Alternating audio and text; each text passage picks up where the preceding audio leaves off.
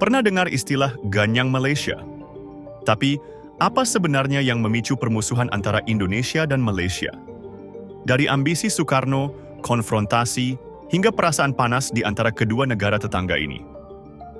Hari ini, kita akan mengupas sejarah yang penuh intrik dan emosi ini.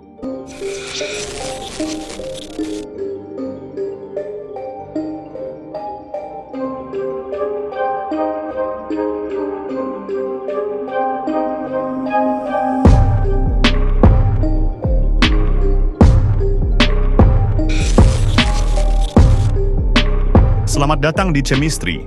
Hubungan Indonesia dan Malaysia awalnya baik-baik saja.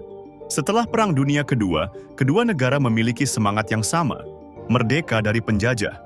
Indonesia merdeka pada 1945, sementara Malaysia, yang saat itu bagian dari Federasi Malaya, merdeka pada 1957.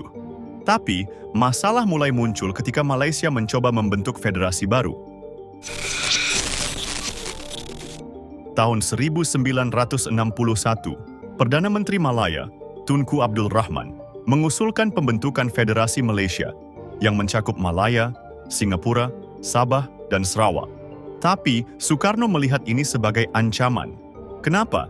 Karena beliau merasa Malaysia adalah boneka Inggris di Asia Tenggara. Soekarno berpendapat bahwa Federasi Malaysia adalah strategi kolonial baru Inggris untuk menguasai wilayah Asia Tenggara. Ia percaya bahwa langkah ini bisa mengganggu stabilitas kawasan, termasuk ambisi Indonesia untuk menjadi pemimpin di kawasan ini. Reaksi Soekarno? Ganyang Malaysia menjadi seruan nasional. Tahun 1963, Indonesia mulai melakukan infiltrasi militer ke wilayah Malaysia, terutama di Kalimantan. Pasukan TNI dan gerilyawan Indonesia menyusup ke perbatasan untuk menggagalkan pembentukan Federasi Malaysia. Operasi ini dikenal sebagai konfrontasi dan menjadi awal konflik terbuka antara kedua negara. Federasi Malaysia didukung penuh oleh Inggris. Mereka mengirim pasukan untuk membantu Malaysia melawan infiltrasi dari Indonesia. Negara-negara lain seperti Filipina juga awalnya menentang Federasi Malaysia karena klaim atas Sabah, tetapi akhirnya hubungan Filipina dan Malaysia membaik. Di tingkat diplomasi, hubungan Indonesia dan Malaysia semakin memanas. Kedutaan besar Malaysia di Jakarta dilempari massa, dan sebaliknya, Indonesia juga mendapatkan kritik tajam dari negara-negara pendukung Malaysia. Era ini adalah salah satu puncak ketegangan diplomatik di Asia Tenggara.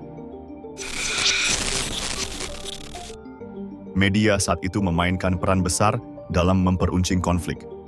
Di Indonesia, propaganda anti-Malaysia tersebar luas, dari poster hingga siaran radio. Lagu Ganyang Malaysia bahkan menjadi simbol perlawanan. Di sisi lain, Malaysia menuduh Indonesia berusaha menciptakan kekacauan di kawasan. Konflik ini bukan hanya memengaruhi militer, tapi juga masyarakat di perbatasan. Banyak warga yang hidup dalam ketakutan akibat konflik yang terjadi. Selain itu, hubungan dagang antara kedua negara terhenti yang membuat perekonomian kedua belah pihak terganggu. Tahun 1964 sampai 1965 adalah puncak dari konfrontasi. Pasukan Indonesia terus melancarkan operasi militer, sementara Malaysia mendapatkan lebih banyak bantuan dari Inggris dan Australia. Meski terjadi banyak bentrokan, konflik ini tetap dalam skala terbatas dan tidak pernah menjadi perang besar. Pada 1965, terjadi peristiwa besar di Indonesia, Gerakan 30 September, G30S.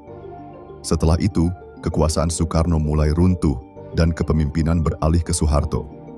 Salah satu langkah awal Soeharto adalah mengakhiri konfrontasi dengan Malaysia demi fokus pada stabilitas dalam negeri.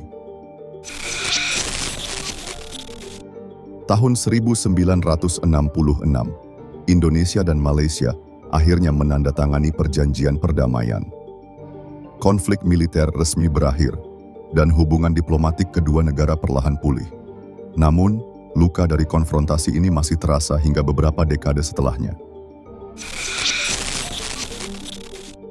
Meskipun konflik bersenjata sudah lama berakhir, ketegangan antara Indonesia dan Malaysia tetap muncul dari waktu ke waktu.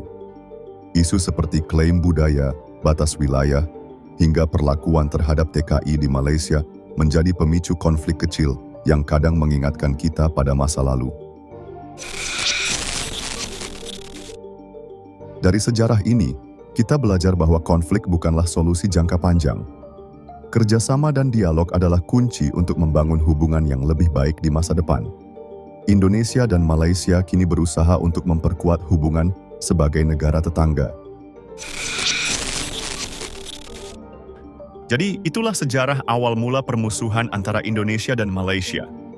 Meski penuh konflik, keduanya kini berusaha hidup berdampingan. Bagaimana menurut kalian, apa yang bisa kita lakukan untuk menjaga hubungan baik dengan negara tetangga? Jangan lupa like, subscribe, dan share video ini kalau kalian suka pembahasan sejarah seperti ini. Sampai jumpa di video berikutnya. Ya, kalau kalian mau revisi dari keterangan video ini jika ada yang salah, dan kalau kalian mau nanya, langsung aja isi di kolom komentar ya. Kalau kamu suka video ini, jangan lupa klik like, subscribe, dan aktifkan loncengnya agar kamu nggak ketinggalan konten seru lainnya. See you!